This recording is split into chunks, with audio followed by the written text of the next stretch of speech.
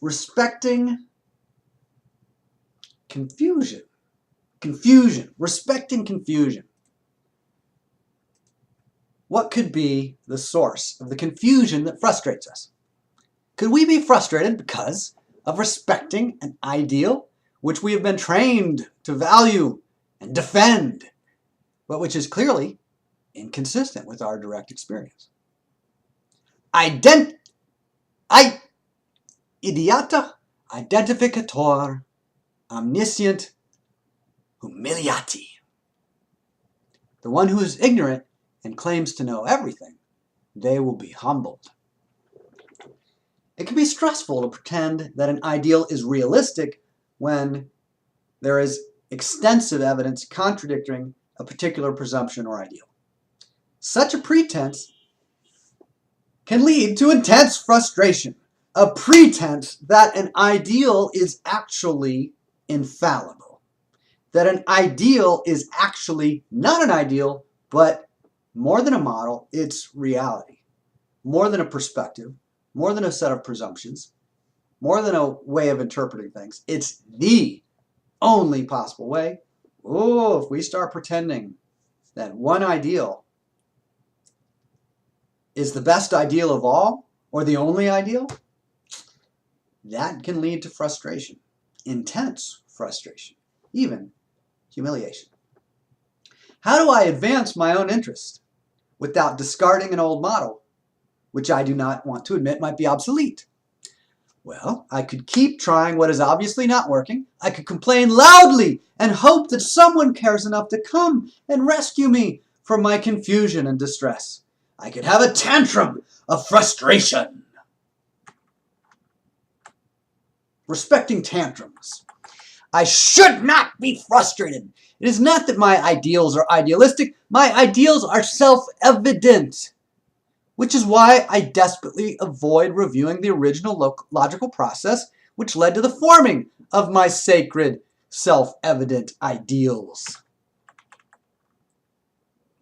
So I will viciously ridicule or even physically attack anyone who questions my ideals, my pretenses. I will blame them for my frustration. I will have a tantrum, and then another, and then finally some more tantrums. All along, I'll be blaming other people for annoying me with their attention. Why do you keep looking and listening? What? It's annoying. I'll blame other people for annoying me with their attention and their unfamiliar perspectives, their unwelcome questions and curiosity. They should have kept their unfamiliar perspectives to themselves. Especially if I directly ask them to share, then obviously that means they should keep it to themselves. They deserve to be the targets of my abusive tantrums of self-righteous justified frustration. And they know it, or they should know it. So, by the way, I'm not frustrated. I'm not frustrated. I'm not in distress. I am not in hell. I am a very happy person. I was totally unhappy. I was totally happy. I was totally happy.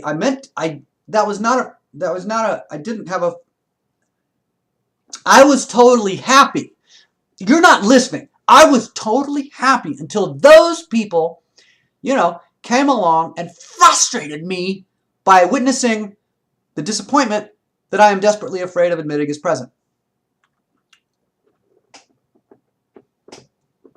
I was totally happy before that. Totally happy. Not at all disappointed. Not at all frustrated until those people came along with their intention and attention and their questions and their curiosity and their perspective and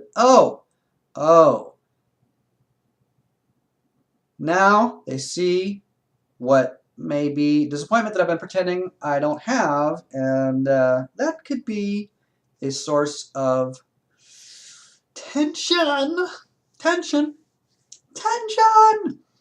Things should not be how they are. Things should fit my sacred idealism. I do not feel guilty for questioning my ideals because they are self-evident. I don't question them. They're self-evident, and I do not doubt them at all. Because people who doubt them should... I don't even want it. In fact, I resent anyone who suggests that I might have ideals clouding my perception. My ideals don't cloud my perception. Those are not ideals, okay?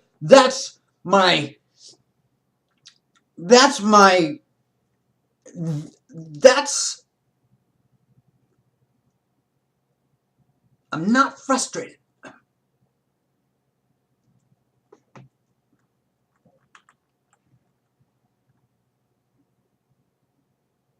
Those are my values, okay? They're not my ideals, they're my values. My ideals are the very best ideals in the history of idealism. I might admit that everyone else says the same thing too, as I just said, but they only say that because all of them are naively sincere. So we can dismiss what they have to say. While I am clearly heroic in my loyalty to my ideals, which are definitely not obsolete now, because they never will be. My ideals are eternal. They've existed since before the formation of language. They're older than humanity. Everyone else's ideals, unless they agree with mine, of course, are temporary and passing and idealistic. My ideals are the best. That's why I am always so happy and never ever frustrated. You know, like all of those other people who are just so negative that they condemn contempt and so on. It's hypocritical. Don't you just hate people like that? They're so annoying. They're just so dramatic too, right? So dramatic. Plus, they could really use some more sincerity. By the way, naively sincere loyalty is in no way connected to frustration. So, in conclusion, because I do not deserve to be frustrated, and because I should not ever be frustrated, therefore, I am not now and never have been frustrated. Seriously, do not question me on this. Do not question me on this. Thank you. All right. Now, moving along. Respecting terrified ill will. So, there are many social institutions. Do you need a break? Pause it if you need a pause. Okay, respecting terrified ill will. There are many social institutions designed to measure the spectrum of mental health or mental illness amongst a governed population. Those who demonstrate certain remarkable behaviors, exceptional behaviors, are likely to be identified and regulated. Not necessarily if they have extremely good mental health, but possibly if they have extremely good intelligence, that could be of very great interest to certain social institutions. So people who demonstrate who behave in ways that are outside of a certain range of what is in the interest of the social institutions, they may be identified and regulated, such as by medicating them to subdue them or immobilize them. They may be incarcerated or put in mental institutions or allowed to operate in the general public as long as they are severely medicated and numbed. So I consider many emotions to actually be behaviors. We can think of emotions as patterns of behavior, and that may seem a little unusual, so let's take this one. Agonizing. It's an activity. It takes ongoing energy, linguistic process, thought. Agonizing. It's an activity. Now, you say, well, agonizing, is that an emotion? Worry is an emotion, right?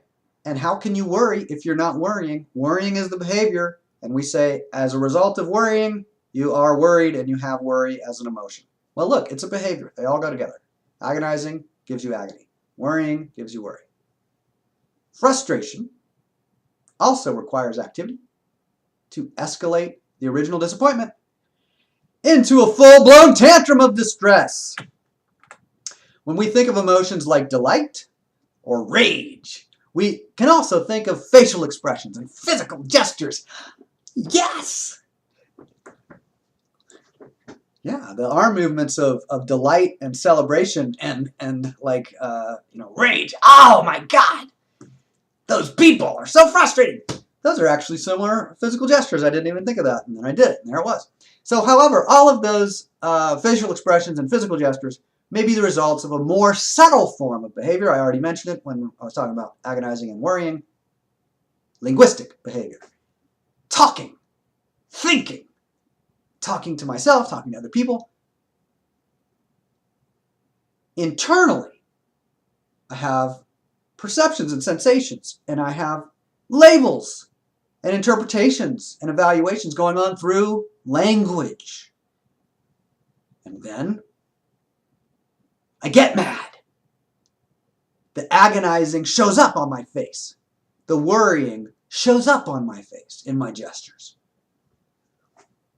Yeah, I'm a little worried. No, I'm just a little worried. I'm a little frustrated. You see this right here? It's a worry. Worry lines right there. That is not, that's not worry. That's not agonizing, right? Is that frustrated? Does that look frustrated? Or does that look frustrated? Right? Linguistic behavior can produce facial expressions and gestures. It can be part of that escalation process that leads to physical behaviors. Even things like my breathing pattern might be different. My hormonal sensitivities. There's a huge variety of things.